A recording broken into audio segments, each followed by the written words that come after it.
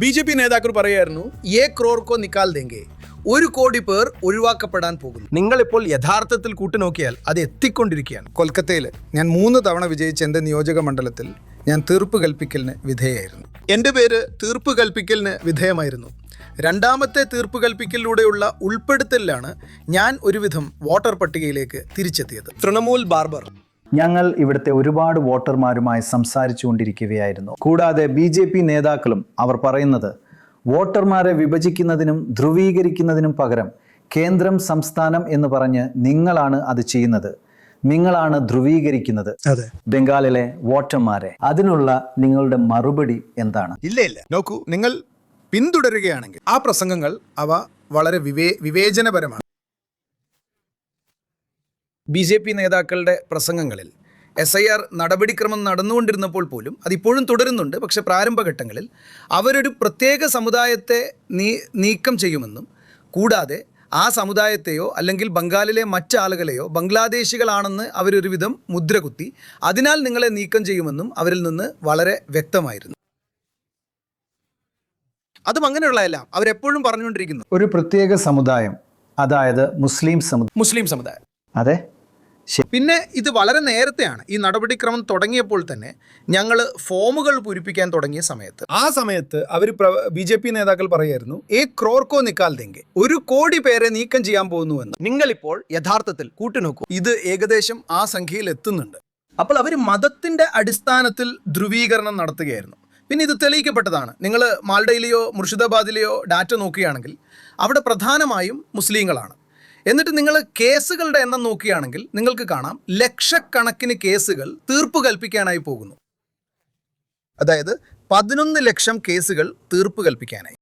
എപ്പോഴാണ് ആരെങ്കിലും അവരുടെ ജോലി പൂർത്തിയാക്കാൻ പോകുന്നത്? അപ്പോൾ കാര്യം എന്താണെന്നാൽ അത് അവിടെ ഉണ്ടായിരുന്നു. അപ്പോൾ അവർ മതത്തിൻ്റെ അടിസ്ഥാനത്തിൽ ധ്രുവീകരണം നടത്തുന്നു. എന്നിട്ട് രോഹിംഗ്യകളെയോ മുസ്ലിങ്ങളെയോ നുഴഞ്ഞ കയറ്റക്കാരെയോ അല്ലെങ്കിൽ ഘുഷ്പേട്ടിയകളെയോ നീക്കം ചെയ്യുകയാണെന്ന് പറയാൻ ഒരു ആഖ്യാനം ഉണ്ടാക്കുന്നു. പക്ഷേ നിങ്ങൾ യഥാർത്ഥത്തിൽ ഞങ്ങൾ താഴെത്തട്ടിൽ പ്രവർത്തിക്കുന്നവരാണ്. നിങ്ങൾ ശരിക്കും എൻ്റെ മണ്ഡലത്തെക്കുറിച്ച് സംസാരിക്കുകയാണെങ്കിൽ അവിടെ വീണ്ടും ഹിന്ദുക്കൾക്കാണ് ഭൂരിപക്ഷം. പക്ഷേ ഇവിടെ ഹിന്ദു വോട്ടർമാരെയും നീക്കം ചെയ്യുന്നുണ്ട്. ഇത് വളരെ തമാശയാണ്. കാരണം നിങ്ങൾ നീക്കം ചെയ്യുന്നത് മഹിളകളെയാണ്, നിങ്ങൾ സ്ത്രീകളെ നീക്കം ചെയ്യുന്നു. എന്നിട്ട് നിങ്ങൾ സംസാരിക്കുന്നത് ബംഗാളികളല്ലാത്തവരെയോ അല്ലെങ്കിൽ ബംഗാളികളെയോ നീക്കം ചെയ്യുന്നതിനെക്കുറിച്ചാണ്. ഈ വെട്ടിച്ചിരുക്കൽ അമ്പരപ്പിക്കുന്നതാണ്. അത് മതത്തിൻ്റെ അടിസ്ഥാനത്തിലാണ്, അത് ഭാഷകളുടെ അടിസ്ഥാനത്തിലാണ്. അവരെടുത്തിട്ടുള്ള കണക്കുകൂട്ടൽ എന്തെന്നാൽ നമ്മൾക്ക് BJPക്ക് മുന്നോട്ട് പോകേണ്ടത് ചുരുക്കിയ ഒരു വോട്ടർ പട്ടികയുമായിട്ടാണ്. ഒരു വോട്ടർ പട്ടിക, അതിൽ നിങ്ങൾ പ്രത്യേകിച്ച് മാർജിനുകൾ ഒരുപക്ഷെ 2024 വിജയത്തിൻ്റെ മാർജിനുകൾ നേരിയതായിരുന്നു. അതുകൊണ്ട് അവരതിനുവേണ്ടി പ്രവർത്തിച്ചിട്ടുണ്ട്. അങ്ങനെയാണ് നിങ്ങൾ 60 ലക്ഷത്തോളം തീർപ്പ് കൽപ്പിക്കലുകൾ കാണുന്നത്. പിന്നെ നിങ്ങൾ അതിശയിച്ചു പോകും. ഞാൻ പോലും കൊൽക്കത്തയിൽ ഞാൻ 3 തവണ വിജയിച്ച എൻ്റെ നിയോജക മണ്ഡലത്തിൽ തീർപ്പ് കൽപ്പിക്കലിന് വിധേയമായിരുന്നു. എൻ്റെ പേര് തീർപ്പ് കൽപ്പിക്കലിന് വിധേയമായിരുന്നു. എൻ്റെ ദൈവമേ. പിന്നെ രണ്ടാമത്തെ തീർപ്പ് കൽപ്പിക്കലിലൂടെയുള്ള ഉൾപ്പെടുത്തലിൽ ഞാൻ ഒരുവിധം വോട്ടർ പട്ടികയിലേക്ക് തിരിച്ചെത്തിയതേ ഉള്ളൂ. ഞാൻ കഷ്ടിച്ചാണ് അതിൽ കയറിപ്പറ്റിയത്. അങ്ങനെ എനിക്ക് എൻ്റെ നാമനിർദ്ദേശ പത്രിക സമർപ്പിക്കാൻ കഴിഞ്ഞു. ഡോക്ടർ പഞ്ചർ, ഈ SIR ഇവിടെ നടക്കുന്നുണ്ട്. നിങ്ങളുടെ അഭിപ്രായത്തിൽ കാര്യങ്ങൾ ഏറ്റവും വഷളായാൽ നിങ്ങൾക്ക് എത്ര സീറ്റുകൾ? ഞങ്ങൾ നോക്കുന്നത് പിന്നെ ഒരുതരം ആഭ്യന്തര BJPയുടെ റിപ്പോർട്ടുകളാണ്. അതിൽ പറയുന്നത് അവർ 45-ൽ താഴെയാണ് നിൽക്കുന്നത് എന്നാണ്. അതുകൊണ്ട് ബാക്കിയുള്ളത് ഞങ്ങളുടേതാണ്. 45ഓ?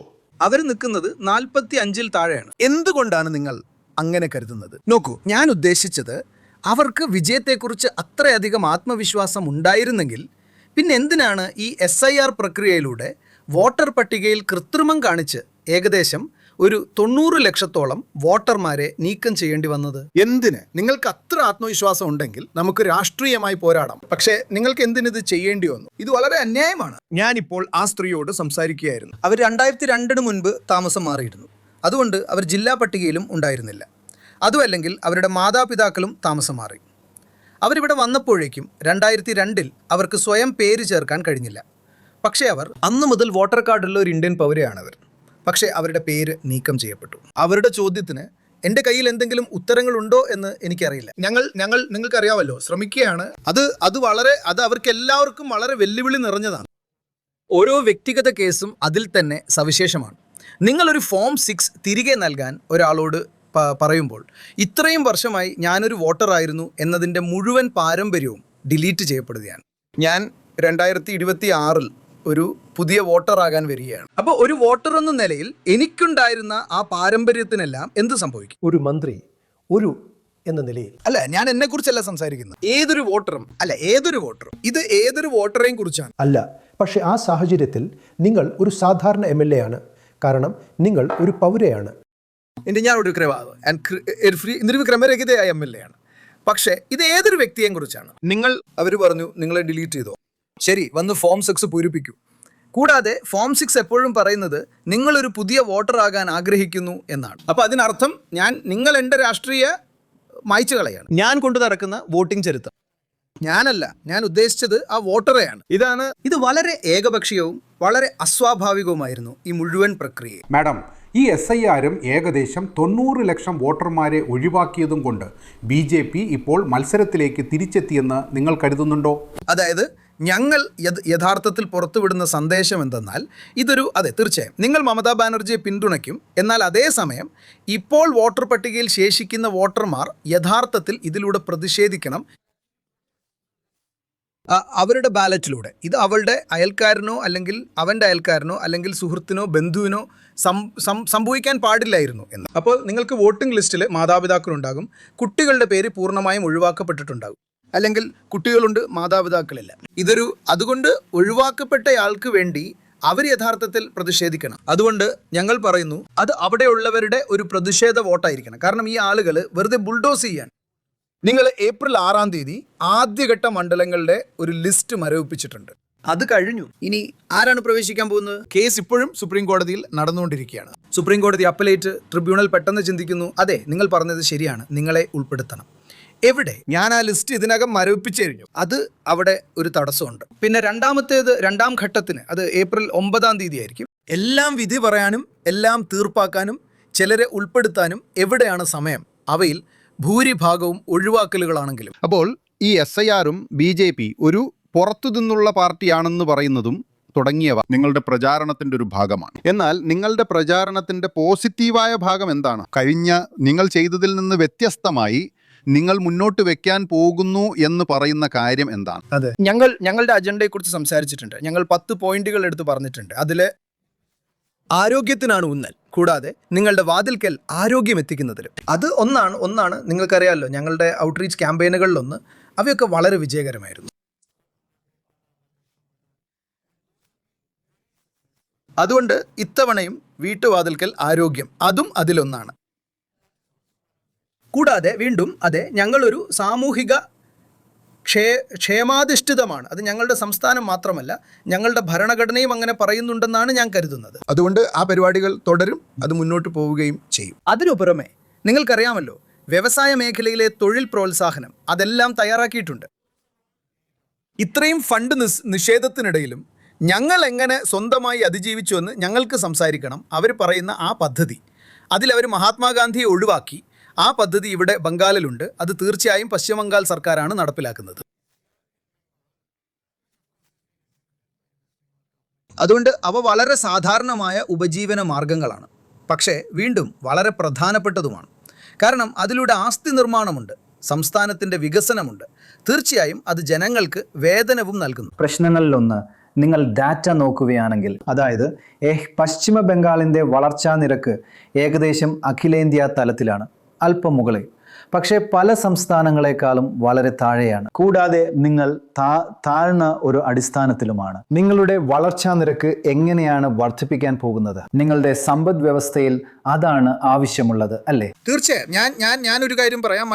വേറൊരു കാര്യം, നിരന്തരമായ സാമ്പത്തിക ഞെരുക്കമാണ്. നിങ്ങൾക്ക് പറയാം, അതായത് സംസ്ഥാനത്തിന് നൽകേണ്ടതോ സംസ്ഥാനത്തിന് അവകാശപ്പെട്ടതോ ആയത് ലഭിച്ചിട്ടില്ല.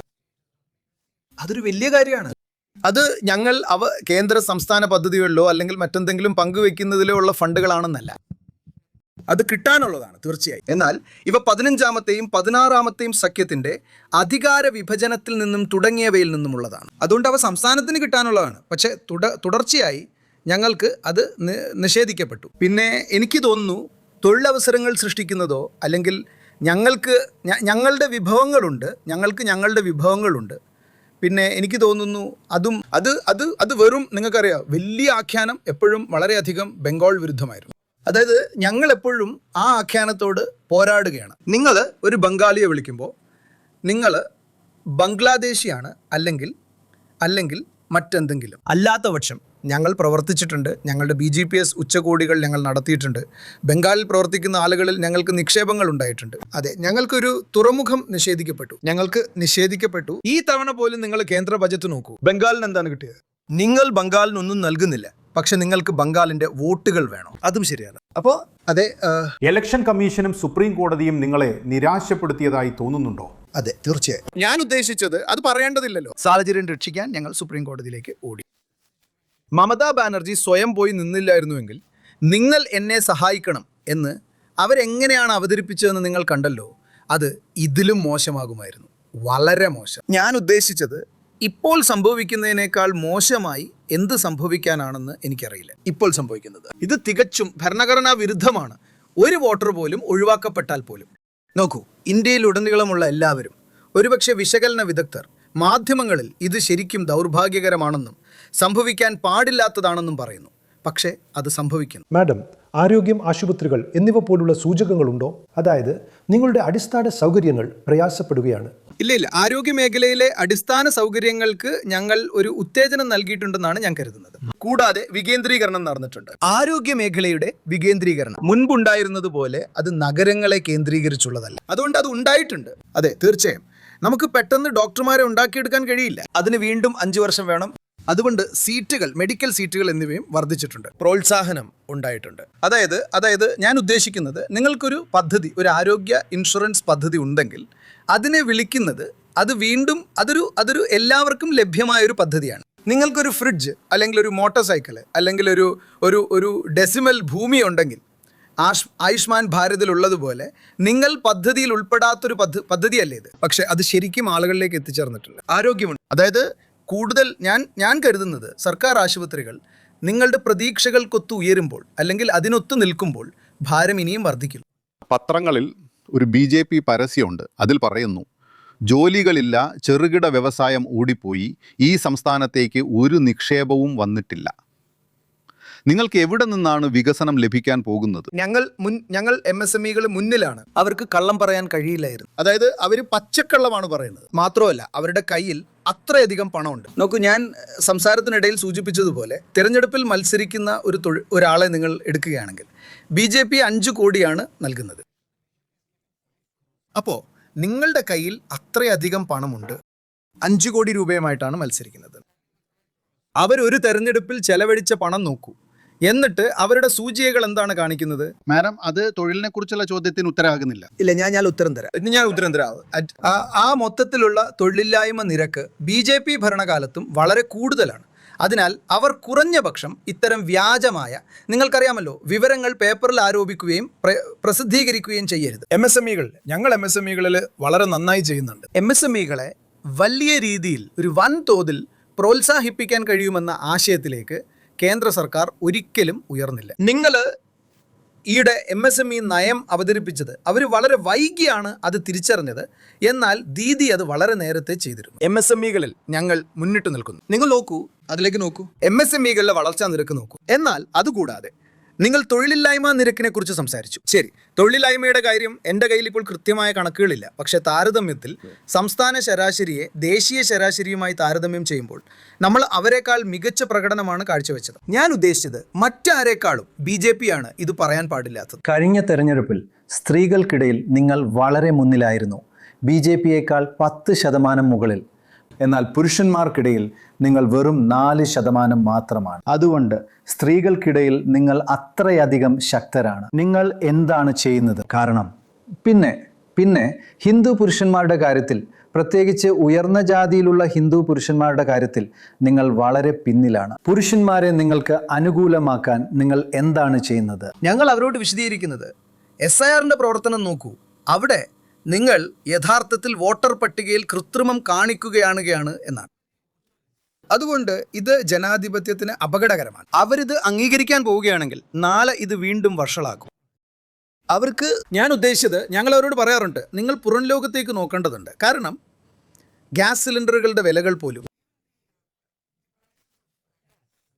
ഞാൻ ഉദ്ദേശിച്ചത് പുറത്തുള്ള ആളുകളെ എന്താണ് ബാധിക്കുന്നതെന്ന് നമ്മളും അറിയേണ്ടതുണ്ട്. നിങ്ങൾ തീരുമാനമെടുക്കുമ്പോൾ അതും വളരെ പ്രധാനമാണ്. എന്നെ വിശ്വസിക്കൂ, ഞാൻ ഈ പറയുന്നവരുമായി ഇടപഴകിയപ്പോൾ നിങ്ങൾ സൂചിപ്പിച്ചതുപോലെ, ഞാൻ പറഞ്ഞതുപോലെ ഞങ്ങൾ ഒരിക്കലും തരംതിരിക്കാറില്ല. അവർ തന്നെ പറയാറുണ്ട്, നിങ്ങളിത് ഒഴിവാക്കണം. ഞങ്ങൾ സ്വാതന്ത്ര്യത്തിൽ സന്തുഷ്ടരാണ്.